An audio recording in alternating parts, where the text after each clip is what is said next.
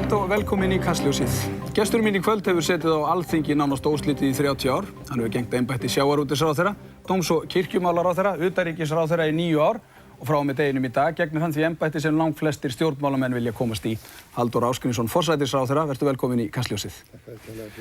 Þetta er óneitanlega svolítið stór dagur, má segja, í þínu pólitíska lífi. Er þetta búið að vera ánægjulegur dagur?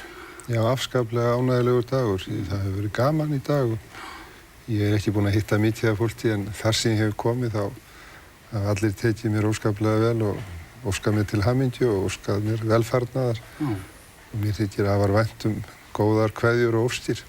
Þær eru vel þegnar. Hvernig er þetta búið að líða hjá þér í dag? Það var ríkisráðsfundur klukkan 1 og það voru þið skiptust á lyklum, þú og Davíð klukkan 3. Hvernig fór þetta allt saman fram? Það fór nú fram með hefðbundum hætti, hins vegar hefur þetta ekki gerst áður að sé skiptum forsætisráðherra með þessum hætti nánast á sama ríkisráðsfundinum. Því að það hefur alltaf verið gert þannig áður að það er mynduð ný ríkisstjórn og þetta er ný ríkisstjórn undir nýju forsæti. En þetta var svona nokkuð óvenjulegt, en það fór afskaplega vel fram, en það fór nú mikill tími í að fara yfir mál sem að lágu fyrir. Já. En hvað er þetta eitthvað sem að þinn pólitíski ferill hann er orðinn langur? Er þetta eitthvað sem að þú hefur stefnt að alla tíð að verða forsætisráðherra? Nei, ég hef ekkert stefnt að því og ég hef eiginlega aldrei haft beint markmið með þeim hætti í pólitík. Fyrst þegar ég var ráðherra þá var ég sjávarútvegsráðherra. Þá hélt ég daginn áður að ég yrði fjármálaráðherra og var nú að vonast eftir því, en svo lentu menn í vandamálum að það vildi enginn fara í sjávarútvegsráðuneytið og það svona dæmdist á mig. Nú síðan tók ég að mér dóms- og kirkjumálaráðuneytið og ég kom heim einhvern tímann að morgni eftir langar samningaviðræður og hafði ekki einu sinni ráðrúm til að segja konunni minni frá því. Og sagði að ég er orðinn dóms- og kirkjumálaráðherra líka og þá sagði hún hafður ekki nóg fyrir. Þannig að þetta er þannig í stjórnmálunum að við verðum að vera tilbúin til þess að takast á hendur þau verkefni sem að umsemst og okkur eru falin og í þessu tilviki var samið þetta með þessum hætti eins og allir vita. Já. Hvernig er það? Þetta er náttúrulega sama ríkisstjórnin og sama stefnan en má ekki alveg svona segja að nýr forsætisráðherra vilja nú kannski láta taka eftir því að hann er sestur í stólinn og láta svolítið til sín taka á fyrstu dögum. Er það ekki eðlilegt markmið hjá nýjum forsætisráðherra? Ég held að munum allir taka eftir því að það er komin annar maður í þann stól en ég tel að við höfum stílað miklum og góðum árangri í þeim ríkisstjórnum sem Davíð Oddsson hefur leitt og ég hef setið með honum ásamt félögum mínum í Framsóknarflokknum í rúm 9 ár og að sjálfsögðu hafa allir haft mikil áhrif á þær ríkisstjórnir og á það sem gert hefur verið og allt eru þetta samvinnuverkefni og ég tel nú mikilvægast af öllu að halda því góða starfi áfram því að því verður ekki á móti mælt að það er mikill uppgangur í íslensku samfélagi og það gengur vel að flestu leyti og það er aðalatriðið að sem flestir hafi atvinnu, hafi sem bestar tekjur, hafi góða þjónustu, bæði á sviði heilbrigðismála, félagsmála og menntamála og mér er eftir í huga að halda því góða starfi áfram. En má ekki alveg samt búast við því að það getur svona eitt og annað breyst bara vegna þess að menn eru ólíkir og þetta embætti nú þess eðlis að það er verið að verkstýra þarna ríkisstjórn. Þú hefur kannski aðrar áherslur í samskiptum við samráðherra og fagráðherra heldur en Davíð hefur haft og heldur en Steingrímur Hermannsson hafði og Þorsteinn Pálsson og þar. Það er eins og í öllum störfum Sigmar. Ég meina þeir eru öðruvísi þættirnir hjá þér hér í Kastljósi en félagaðina. Ég ætla ekki að gera upp á milli ykkar en það er náttúrulega þannig að hver maður mótar sitt starf og það sem hann er að gera vegna þess að það eru þínar hugsanir sem koma fram og þínar áherslur sem koma fram og það á við öll störf í þjóðfélaginu. Útskýrðu það svolítið fyrir okkur við vitum það að hinn ráðherraembættin þetta eru fagráðuneyti en þetta svona snertir öll fögin, forsætisráðuneytið gerir það óneitanlega. Hvernig er verksvið hjá forsætisráðherra? Hver eru helstu störfi? Já, forsætisráðherra ber ábyrgð á ríkisstjórninni í heild sinni og hann ber ábyrgð á því að verklagið og starfið gangi vel. Hann þarf að sinna því að ná málamiðlunum og ná lausnum í ýmsum erfiðum málum.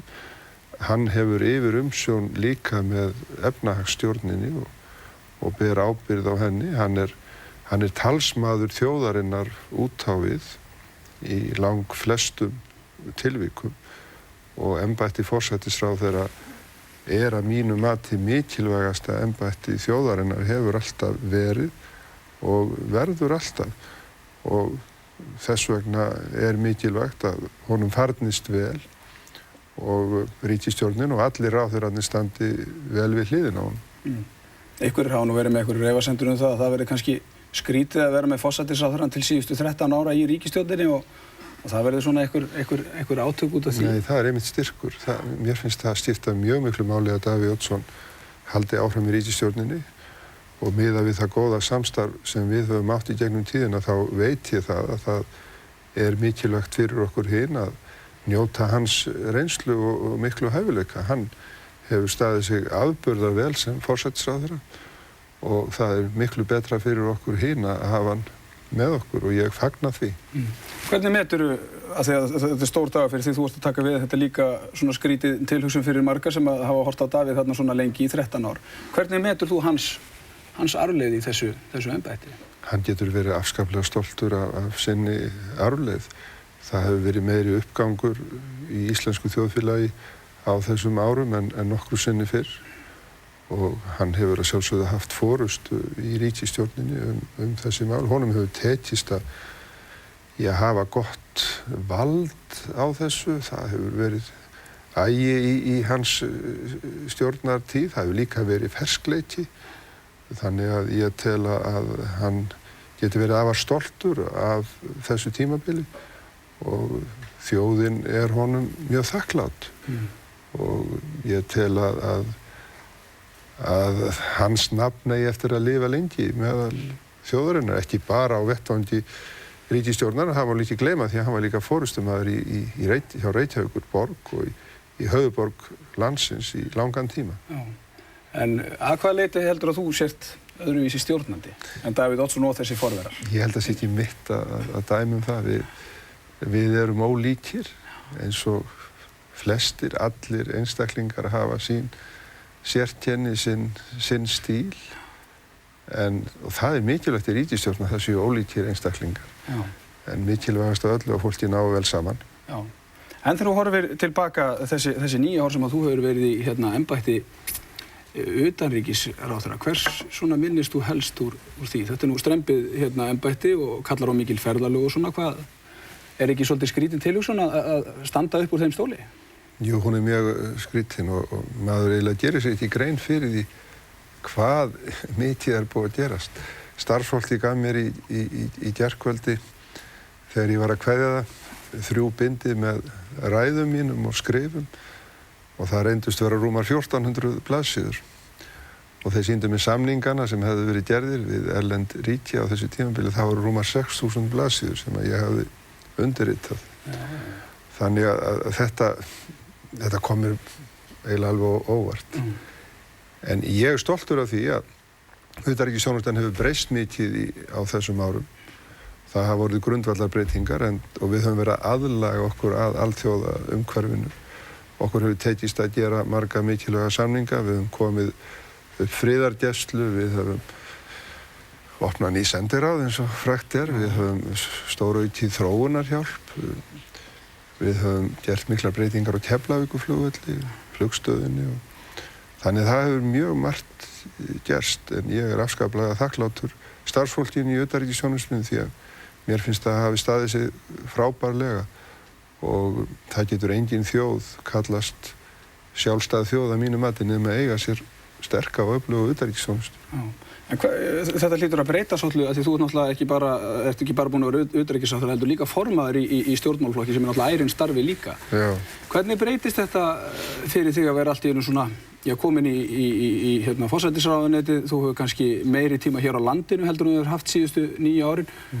Breytir þetta miklu fyrir Framsóknarflokkinn heldur þú?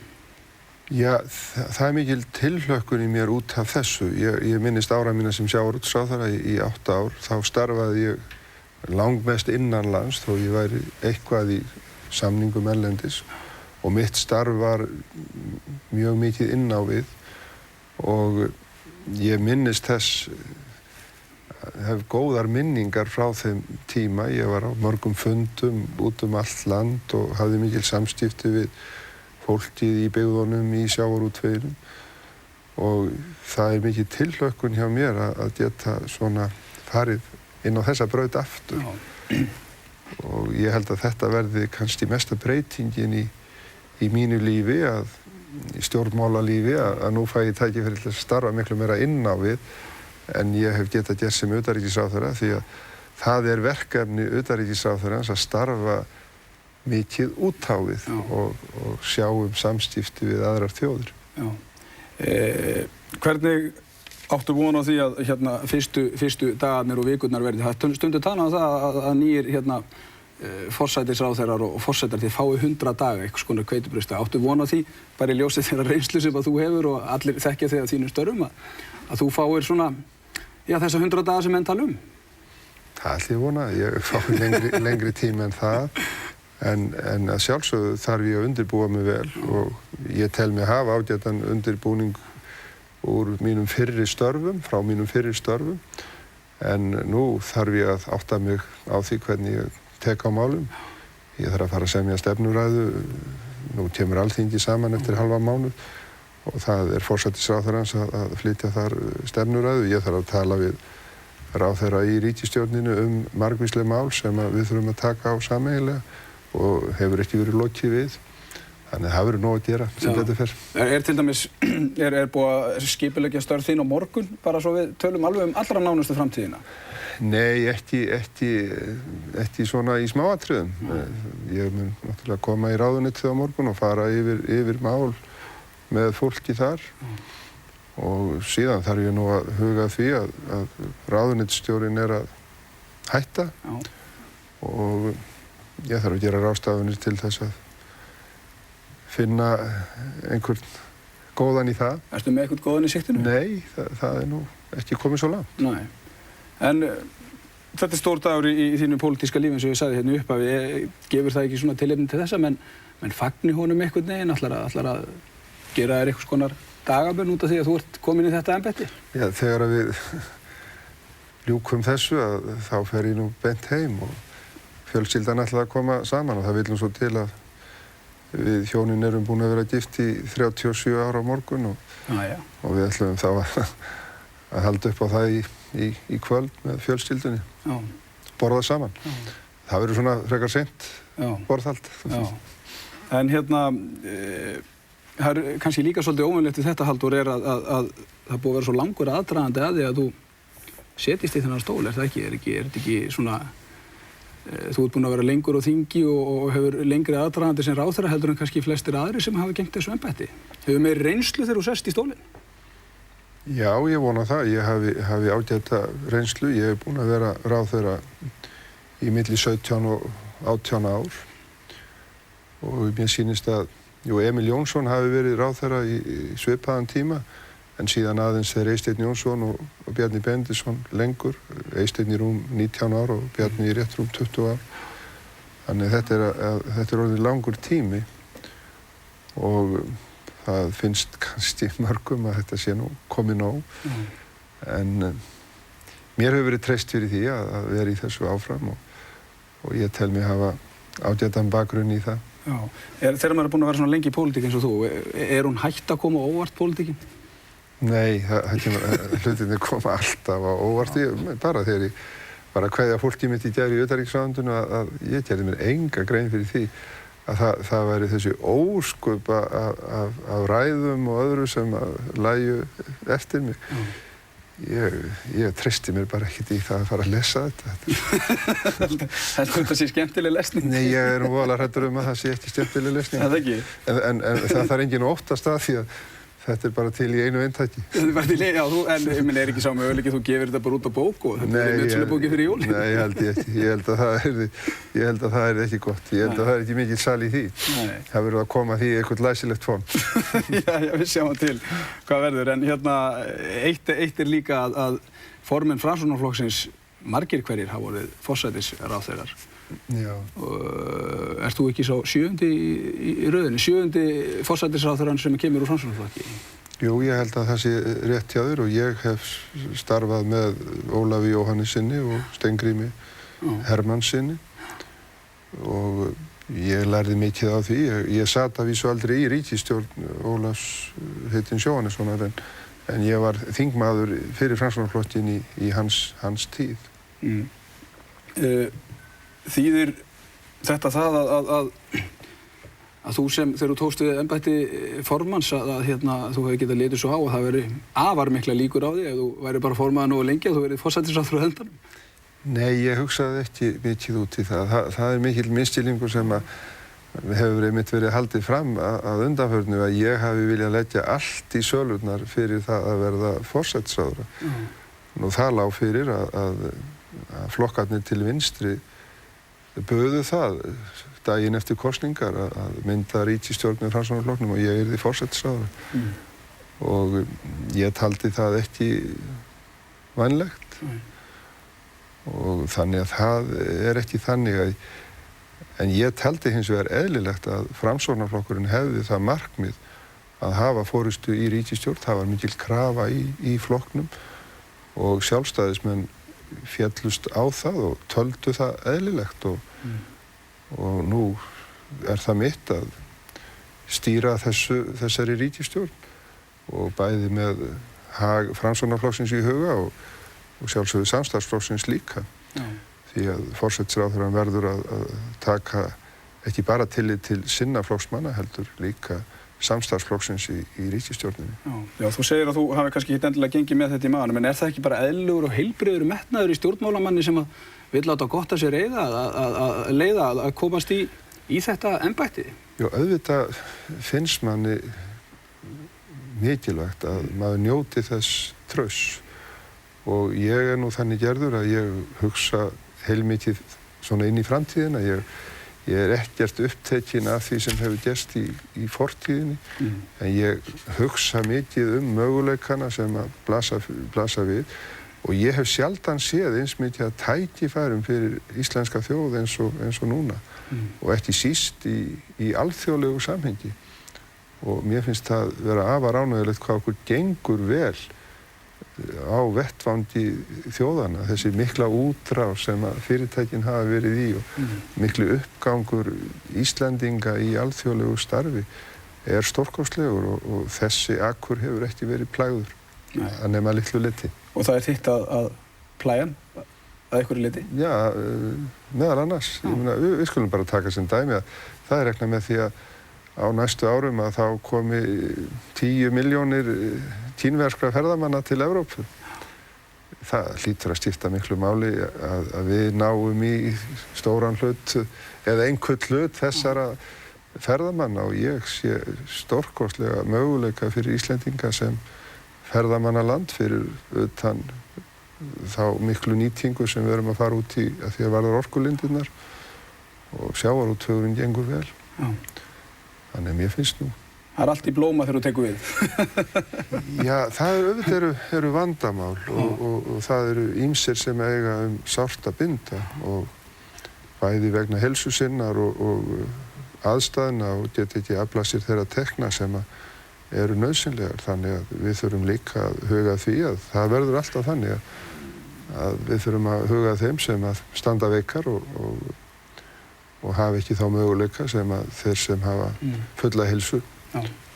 Ljómandi gott, Halldór. Það var gaman að fá þig hérna á þessum degi og til hamingju með að vera orðinn forsætisráðherra þjóðarinnar. Þakka þér kærlega fyrir og það er með tilhlökkun vil ég líka segja að ég geti haft gott samstarf við fjölmiðlana í landinu. Ég tel það mikilvægt og ánægjulegt að vera boðinn hingað á fyrsta degi og líka gaman að fá tækifæri til að tala aðeins við fólkið í landinu og ég vænti að sjálfsögðu sérstaklega góð samstarfs við alla landsmenn. Óska þeim öllum heilla. Já, okkar á rána, en takk fyrir Halldór og við látum þættinum lokið í kvöld. Verðum hérna aftur á ferðinni annað kvöld að venju. Verið sæl.